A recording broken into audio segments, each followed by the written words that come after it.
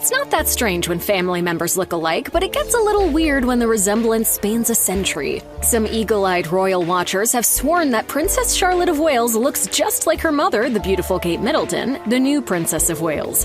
Yes, that's a hard one. I'd also like to ask the experts. You are absolutely going to want to hear this.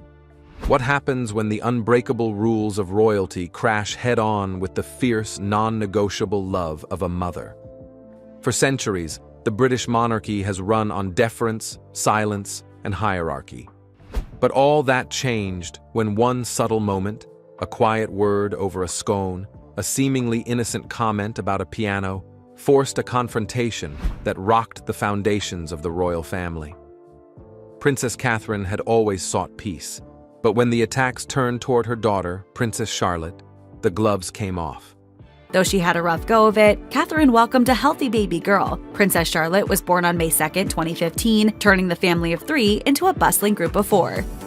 We're not talking about a simple family quarrel. We're talking about a cold, strategic war waged behind palace doors, where the most powerful weapons weren't titles, but boundaries.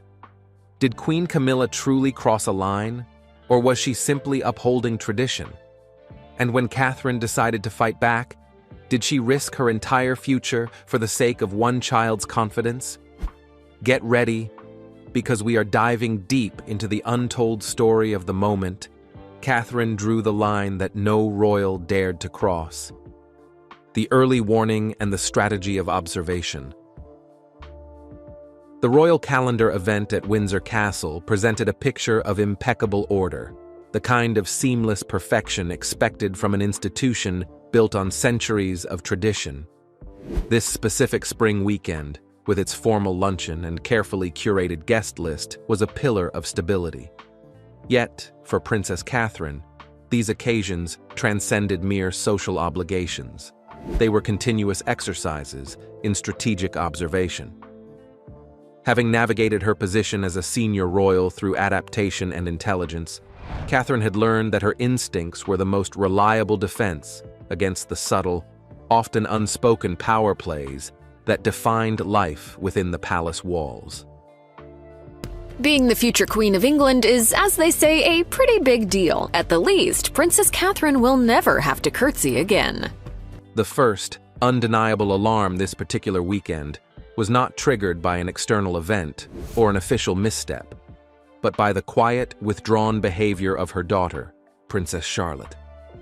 Charlotte, a child widely recognized for her spirited character and noted publicly for her ability to hold her own, even among her elder royal peers, was exhibiting an unsettling degree of self-containment. She was neither moody nor overtly upset, but was actively working to minimize her presence, attempting to blend into the background, a stark deviation from her natural confidence. This sudden psychological withdrawal was the initial unambiguous sign that an unseen pressure was being applied. The family had gathered for a private luncheon to honor one of Queen Camilla's charitable patronages, an event intended to project unity, but one that inherently brought differing hierarchical views into close proximity. Charlotte had been placed in the side salon with her younger cousins for afternoon tea. Princess Charlotte, get your biscuits ready, because here's the tea. Just because Princess Charlotte is, well, a princess, doesn't mean she is simply prim and proper. As a source told Us Weekly in 2018 about the little girl, she's definitely the biggest character of the 3 children at the moment. A setting intended to be a relaxed counterpoint to the adult formalities. It was within this ostensibly safe space that the crucial breach occurred. Roughly 45 minutes into the gathering, Catherine, while deep in polite conversation, caught a fleeting yet alarming glimpse of Charlotte. The physical evidence of distress was undeniable, a noticeable paleness and a mouth tightly pressed into a thin, straight line. This was the visual signature of emotional injury, not a simple childish grievance. Catherine's immediate reaction, abruptly excusing herself and abandoning her official conversation, underscored her absolute prioritization of her maternal role over all royal protocol. The revelation, hierarchy, history, and the direct command. Catherine found Charlotte isolated and alone near a seldom-used service door at the far end of the hallway, a clear physical manifestation of a child seeking refuge. She immediately knelt down, establishing direct eye-level communication, demanding the truth with a blend of gentleness and firm persistence. The words that Charlotte finally whispered were the critical data point. "Granny Camilla said I was showing off. She told me not to speak unless I was spoken to."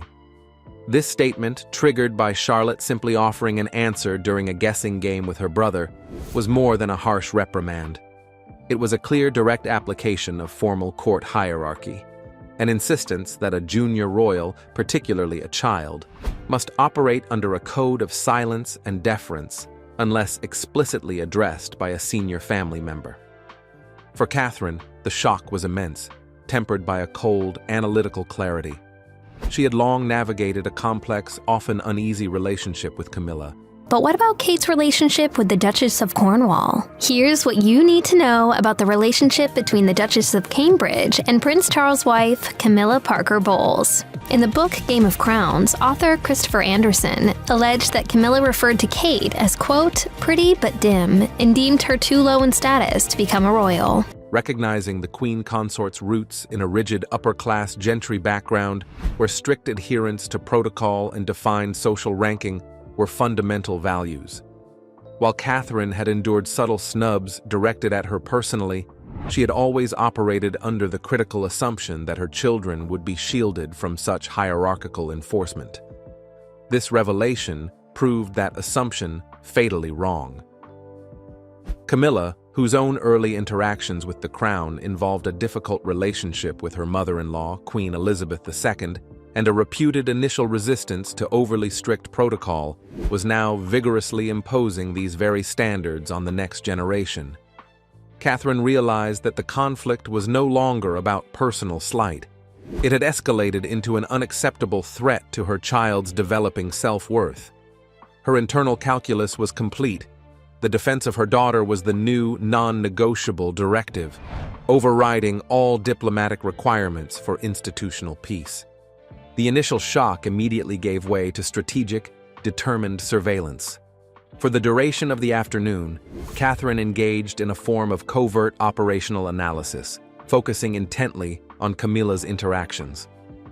As the family proceeded with the customary garden walk, Catherine observed Camilla's effortless composure, her ability to project normalcy while chatting with King Charles.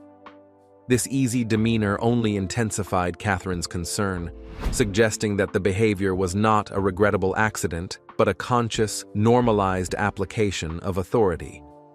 The emotional cost was still visible in Charlotte's continued withdrawal, a child actively attempting to occupy less physical and emotional space. The necessity of this surveillance was quickly confirmed by a second, equally revealing incident. As the families reconvened for refreshments, Charlotte reached for a second scone. Camilla's immediate response was a classic example of a microaggression, seemingly benign advice that carries a sharp, underlying criticism. Delivered with a studied half-smile, the caution was, "Perhaps one is enough, darling. We don't want to appear greedy." When isolated, this could be rationalized as a lesson in manners. However, placed alongside the earlier command to be silent, it functioned as another calculated layer of control, an effort to inject shame and self-consciousness into one of the child's most basic, instinctual actions. Catherine, whose own public focus is heavily centered on children's mental health and early childhood development, immediately recognized the psychological danger of these cumulative attacks. These small, individually dismissible incidents, when repeatedly aimed at the same target, function as a psychological erosive force. Her strategic silence in these moments was not passive compliance. It was a necessary component of gathering irrefutable, factual evidence of a continuous pattern of behavior, a requirement for any effective confrontation within the highly political royal structure. Prince William, occupied with senior discussions, remained functionally unaware, highlighting the often invisible emotional burden shouldered by Catherine. She was systematically preparing a case based on fact, not on simple emotional grievance. The climax of control, the piano incident, and public shaming. The conflict reached its irretrievable tipping point in the formal sitting room after tea. As per tradition, the children were granted a brief, supervised period in the room. This custom, a small concession to family life within the rigidity of the palace, often felt like walking a tightrope, a delicate balance familiar to any working parent trying to keep children occupied during formal adult gatherings. Charlotte, seeking an outlet for her restless energy, politely asked Camilla if she could play the piano, carefully adding the qualifier, "just quietly."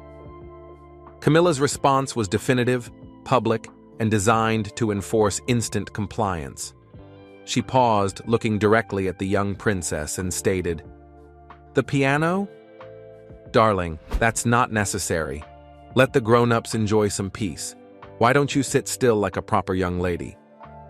The language was specifically chosen to be humiliating, a clear public demand for silence and obedience, a crushing moment reminiscent of any child being publicly shushed by a relative at a holiday dinner, magnified tenfold by the royal setting.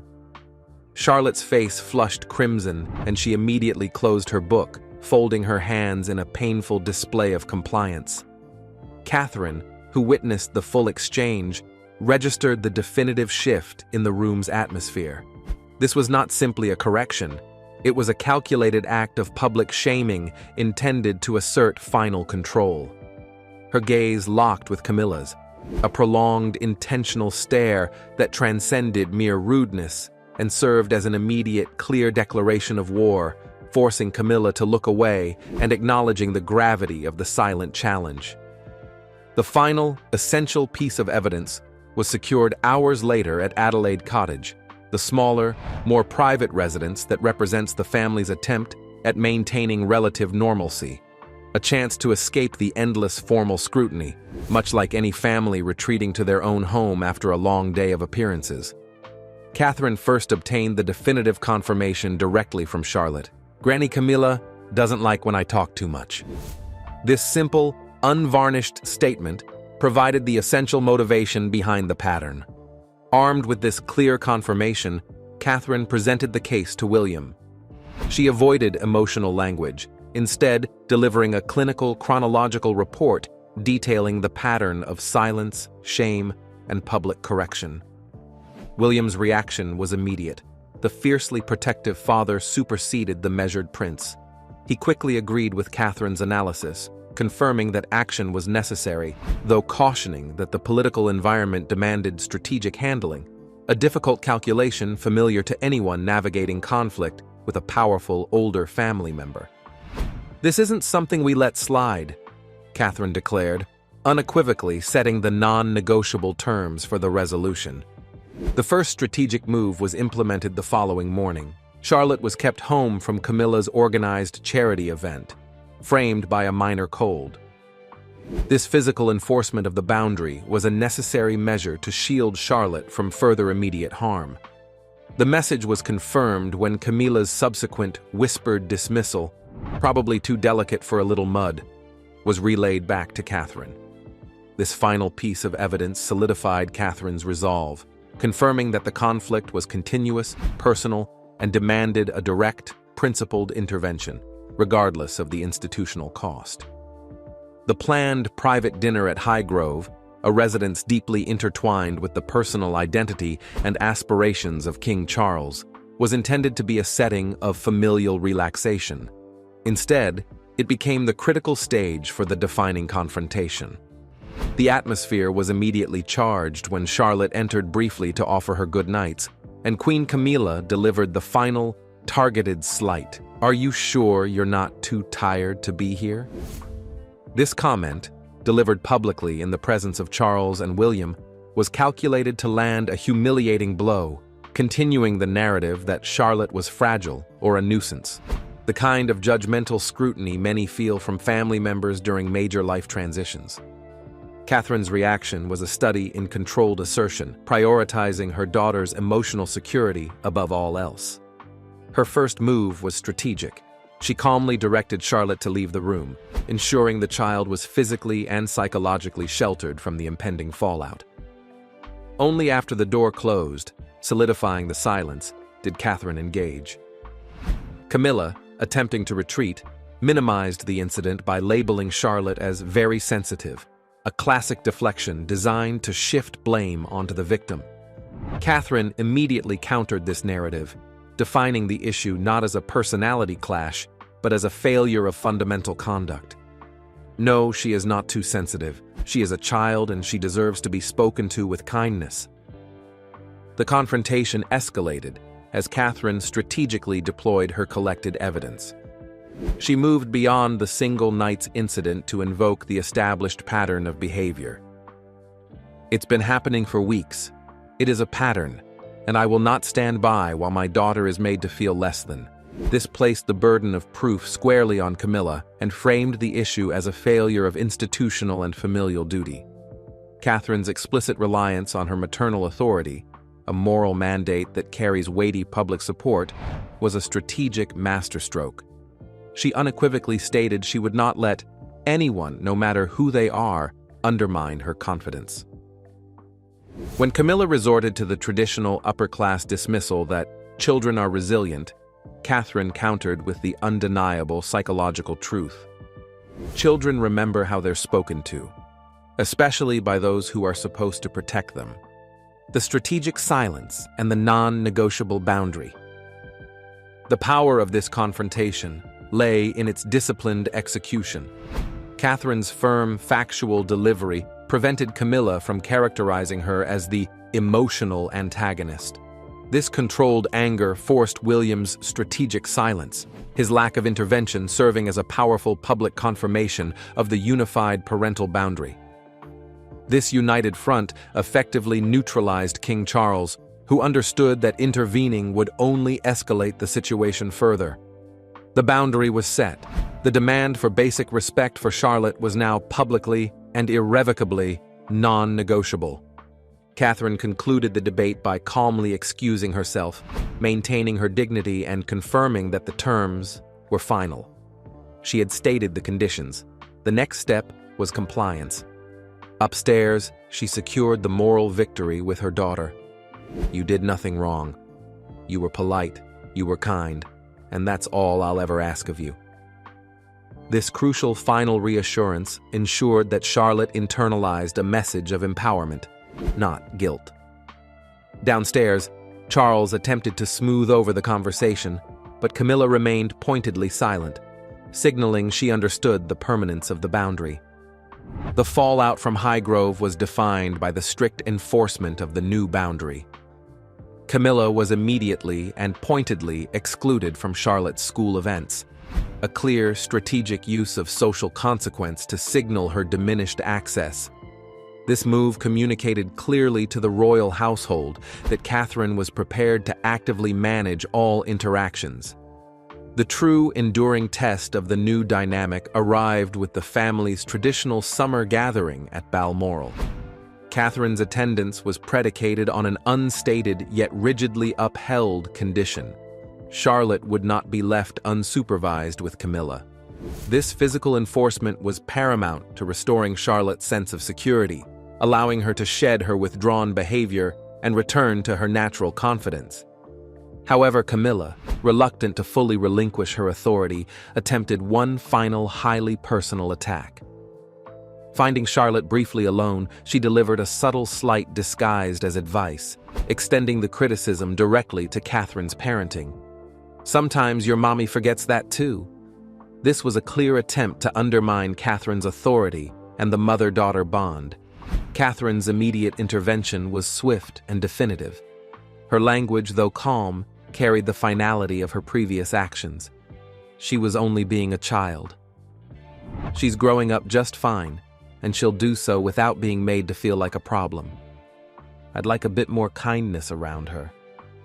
The long-term result was a permanent shift in the architecture of their relationship. By the end of the summer, the palace staff confirmed the observable change.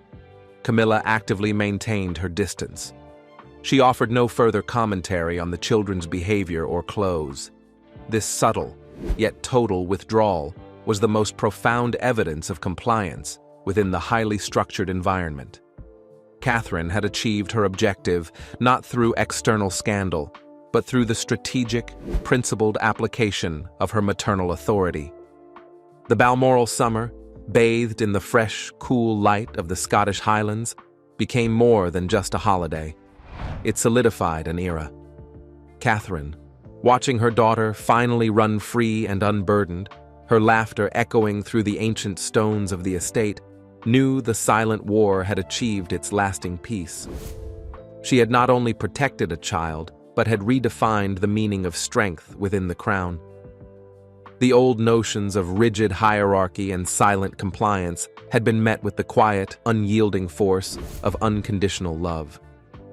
As the family gathered for the final portrait, all smiles and practiced grace for the waiting world, Catherine glanced at Charlotte, whose confidence now shone from her eyes, and then toward the Queen Consort, who kept a respectful, visible distance.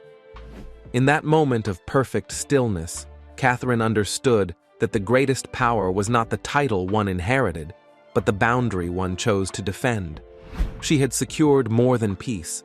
She had ensured that the next generation would stand tall, remembering always that the deepest loyalty owed in life is to one's own truth. The air over the Scottish Highlands, crisp and clean, carried the scent of pine and the sound of unburdened laughter, the beautiful final note of a conflict resolved. The Balmoral summer was not merely a family holiday. It was the quiet ground where Catherine cemented a new era. She had watched her daughter, Princess Charlotte, reclaim her spirit, and in doing so, realized she had done more than protect a child. She had redefined the very nature of strength permissible within the crown. The old, rigid expectations of silence and deference had been overcome by the fierce, unyielding power of a mother's love, proving that modern parenthood had finally carved its space within the ancient institution. Gathered for the traditional final portrait, all smiles and practiced grace for the cameras, Catherine's gaze settled first on Charlotte, whose radiant confidence now eclipsed all past shadows, and then briefly on the Queen Consort, who maintained a polite, visible distance. In that instant of perfect stillness, Catherine understood a profound truth. The greatest power in the monarchy was not the title one inherited, but the moral boundary one chose to defend. She had ensured the next generation would stand tall and whole, knowing that the most sacred loyalty in life is owed to one's own truth and well-being.